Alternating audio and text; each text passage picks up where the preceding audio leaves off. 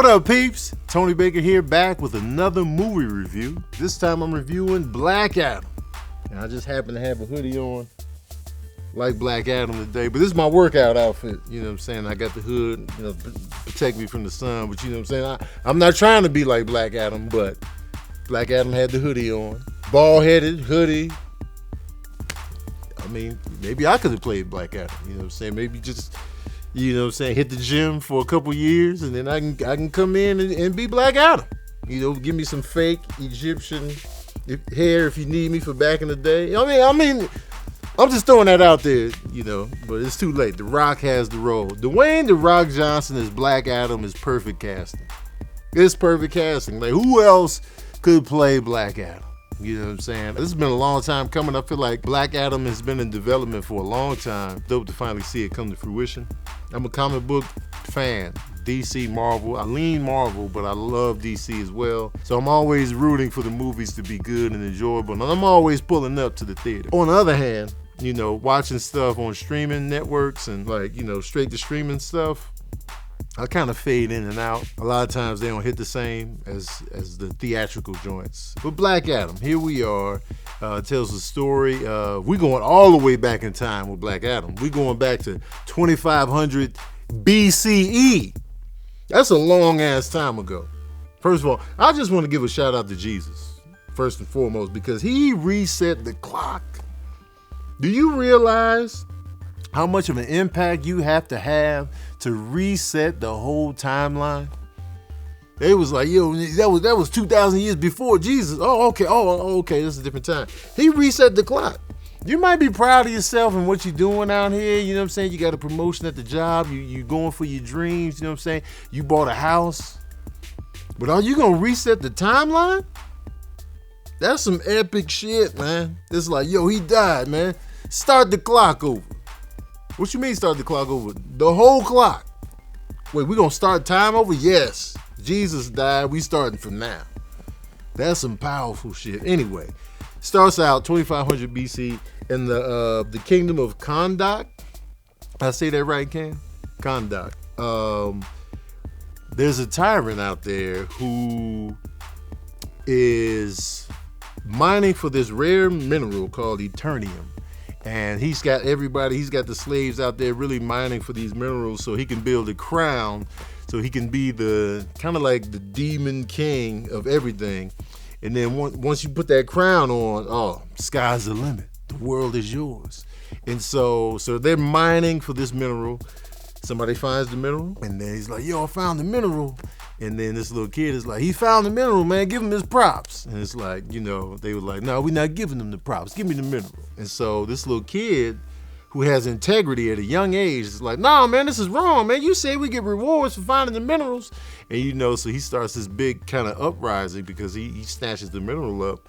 And right before they execute this kid, he disappears.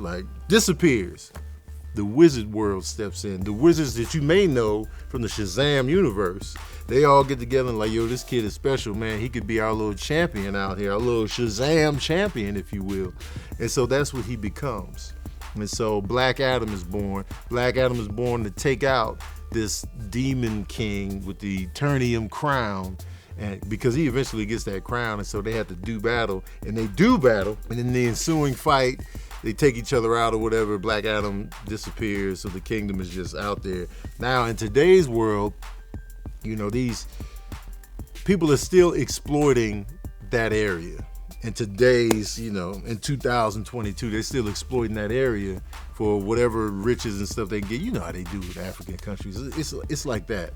There's a woman who knows about the crown, and she wants to get the crown and keep it out of ill hands, if you will. Also, side note that's going on, Amanda Waller, played by Viola Davis, she has a team. She's always pulling the strings behind the scenes. I will say this about Viola Davis as Amanda Waller. She is an interesting character. And you don't know if she's truly evil or kind of, it's so many layers to this character that I feel like she's one of the strongest characters in the MCU because we're always trying to figure her out. I mean, DCU. Sorry, no disrespect to DC, you know what I'm saying? I just got MCU on the brand because Wakanda Forever's coming. But anyway, in the DCEU, Amanda Waller's just an interesting character, and she has a team that she sends out that way, the Justice Society of America, not to be confused with the Justice League of America, not to be confused with the NAACP. It consists of Hawkman, played by Aldous Hodge, Dr. Fate, played by Pierce Brosnan, Atom Smasher, and Cyclone. So we're introduced to these new characters, and if you're not familiar with the comics, you're gonna be seeing these characters for the first time. So they're sent to see what's going on.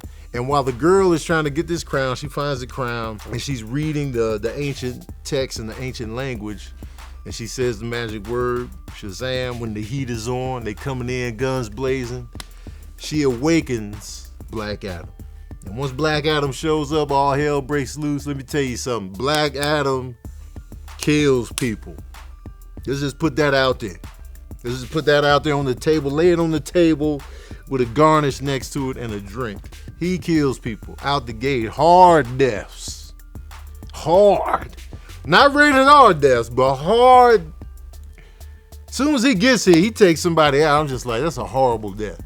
When you think about what he was doing and throwing dudes in the rockets, like, imagine getting thrown into a rocket as a regular bag of flesh, if you will, thrown into a rocket.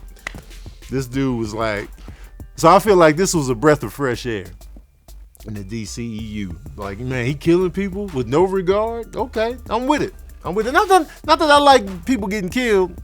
But when I'm watching stuff, I like people getting killed, if that makes any sense at all, man, because there's no limit to the action. So we get to see how powerful Black Adam is, how fast he is, how strong he is, the lightning energy, you know what I'm saying? The way he levitates is dope. He had the hoodie on. He came in with the hoodie. They was shooting the hoodie up, but the hoodie wasn't bulletproof. So they were shooting holes in his little cape and in the hood, and then he ended up losing the hood later on. I was like, piss. I want him to keep the hood the whole time. So he's in there, you know what I'm saying, serious business. So they end up working together. He's honoring the woman who, you know, summoned him, of course, but he knows that, you know, that crown can't fall into the wrong hands because, you know, this is the reason why I showed up in the first place, is because I gotta take this cat out. Meanwhile, he's fighting and working with the Justice Society of America. You know how they do when they got heroes in the movie? They gotta fight each other and then team up. That's the formula in comics and in movies. So they had these pretty entertaining fight scenes between the JSA and Black Adam. So the action is cool, you know what I mean? A lot of CGI, a lot of characters crammed into a small space. I feel like they could have made the movie longer. They could have sat in characters a little bit longer. They could have let us know more about Hawkman and Dr. Fate, you know, Cyclone and Atom Smasher. They tried to give us a little backstory there, but they were cramming everything in. I feel like a little bit more time would have been better served for the whole ensemble. I just feel like everything was rushed. And like they didn't even show, you know, Black Adam get acclimated to the new time that he's in. You know what I'm saying? You can't go from 2500 BCE to 2022 and just be talking regular. Like, yeah, you know what I'm saying? Who are you? What's going on? Yeah, I kill people. You know what I'm saying? Like, there's no language curve. There's no language barrier. You know what I'm saying? Like, I figured he'd be speaking a different language and the girl would have to translate. You know what I'm saying? How you just show up already talking to us like this? And, you know, he had a couple of those moments like, I don't recognize this place. But like, you know, we can sit in that a little bit. Like, what's it? A car, you say? A car, you say? 2500 BCE, y'all. This is not the 1800s. This is not 1915. This is not the 60s. 2500 BC. That's a long ass time ago, man. People don't even look the same. Humans look different now. Even when you look at pictures from the 1800s and like you look at old black and white Civil War pictures of families back then, people don't even look like that anymore. Like little kids look like 82-year-old men back then. They be standing there and be like, man, look at this kid, man. This is what people look like back in the day. You were grown at 12. You just looked different back then. And so they should have, you know, took a little bit of time to show him getting acclimated to today's time. The Rock is good in the role. I feel like because it's Black Adam, he had to turn the charisma down a peg, and this serious business is smolder. It's like, I'm killing people. I'm not trying to get to know y'all. And so I expected that, from The Rock. What elements of The Rock in there? Because, let's be real. The Rock is one of the most charismatic actors working today. We go in wanting that from him. So when it's Black Adam, it's just like, man, give us a little, come on, man, give us a little smell what The Rock is cooking, and what I'm saying, that old charm, and when you be with Kevin, give us the Jumanji. And they're like, nah, man, serious business. I'll kill you all. So that was cool. I got no complaints with The Rock as Black Adam. I just wish they had more time to really show him in this time and just getting used to everybody around. I hate that Hogman, played by Aldous Hodge, was relegated to the hall monitor role. You know what I'm saying? That tight ass. You can't be killing people, man. We got to bring you in. They stuck him in that hall monitor, Cyclops, and Wolverine type role where it's like nobody can really root for you in the audience because you just look like a tight ass. You look like a supervisor. You know how it is when the supervisor come in the room, you're like, oh, this guy, tight ass. You know how we do Brennan here at the studio. When we see Brennan walk up with the clipboard, we're like, oh, the party's over. You know what I'm saying? So once you see Hogman's wings come in, you're like, oh, all right, don't kill people, we get it. So it kind of sucks that they kind of stuck him in that role. And Hogman and Hawkgirl are dope characters within the DC EU with some dope weapons, and I feel like they could have took some time to really show us what these other heroes were capable of, how they got their powers, what their little origins are. That would have been dope to see. They kind of give hints, but a little bit more. Dr. Fate, Pierce Brosnan. Pierce Brosnan was a good addition. I liked him as Dr. Fate. He was a guy that you cared about. It's always tricky with me when you have a character that can see the future. I'm not a big fan of, I can see the future, so they be having glimpses of stuff because you pretty much know how things are gonna turn out. They be like, okay, I'm seeing this. And then you think, well, this is gonna happen, and then they fight to change what's gonna happen, and then it's gonna go either one or two ways. Either it's gonna really happen, but it's not gonna happen like they thought they saw that it was gonna happen, or they're gonna change the trajectory and do something else. So it's always falling into one of those two paths, so it's just like, all right, okay. That's fate, I guess, Dr. Fate. And he's got so many different powers, I feel like nothing was really defined or explained on his end with clarity and time, and I feel like we could have used a little bit of that because Dr. Fate is an interesting character as well, and he looked dope. And I like how they stayed true to like the visuals of these characters. You know what I'm saying? Because I know in comic book movies in the past, they try to make everybody look cooler than their comic book counterparts. Remember the X-Men? They had on the leather outfits instead of the yellow, black, and blue Wolverine outfit or the white Storm ensemble. Or the Cyclops blue with the little yellow. They was like, nah, man, we gonna make everybody look kind of contemporary. And I prefer it to be how they look in the comics. Even if it may look ridiculous. Even though if you look at Hawkman's whole ensemble, you're like, man, this is kind of silly. But it's kind of dope at the same time because we want the silly ridiculousness of it. That's why we love comic book characters, man. We don't read comic books and be like, man, I wish they dressed like regular people. We don't want that.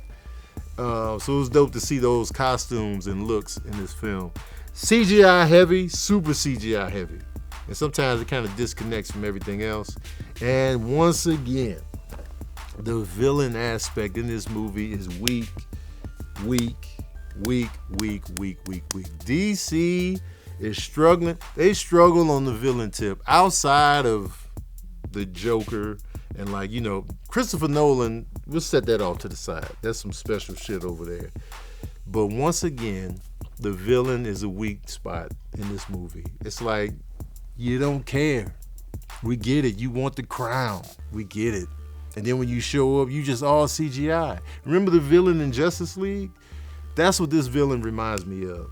You know what I'm saying? Just a CGI dude with powers that can fight the main hero with powers.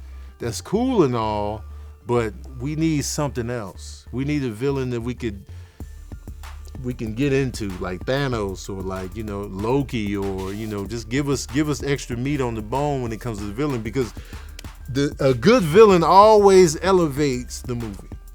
Always. When you got a good villain, you're like, man, even if you're struggling with some of the heroes, he's like, that was a good ass villain right there. And I feel like when the villain came, it was just like, all right, We're gonna have a big fight because he got powers too.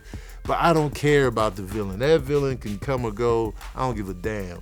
So it just sucks to see yet another boring villain. Yeah, but forget all that, man. Y'all want to know the smooth jazz review of Black Adam? Well, here it is. Oh, yeah.